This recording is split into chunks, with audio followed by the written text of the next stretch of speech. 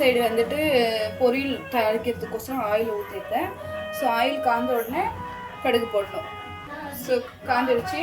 So 1/4 spoon அளவுக்கு நான் வந்து கடுகு போட்டுக்கிறேன். அப்புறம் வந்து 1 ஸ்பூன் அளவுக்கு சீரகம் போட்டுக்கிறேன். சீரகம் போட்ட உடனே கடலைப்பருப்பு போட்டுக்கிறேன்.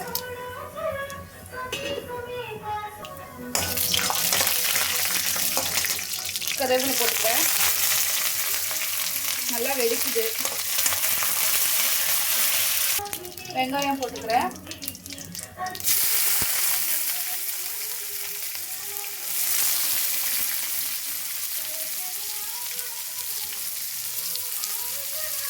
வெங்காயம் போட்டுட்டு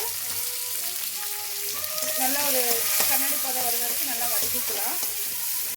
ஸோ காஞ்ச மிளகு ஒரு 3 போட்டிருக்கேன். உங்களுக்கு தேவையான அளவுக்கு போட்டுக்கோங்க. நல்லா பாருங்கள், ரொம்ப வந்து வெங்காயம் வந்து இதாகக்கூடாது, லைட்டாக தான் வதங்கணும். போதும். இப்போ வந்து இது போட்டுக்கலாம். நம்ம வேக வச்சுருக்கிறது பீன்ஸு, அப்புறமா இதுவும் போட்டுட்டு திருப்பி கொடுத்துக்கலாம்.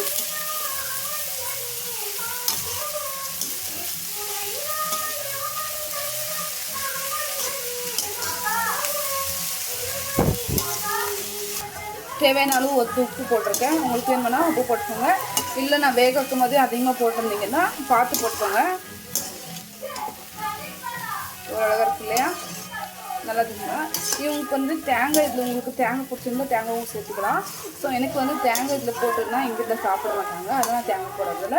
அதனால் தேங்காய் போட்டால் இன்னும் டேஸ்ட்டாக இருக்கும். வேணும்னா போட்டுக்கோங்க.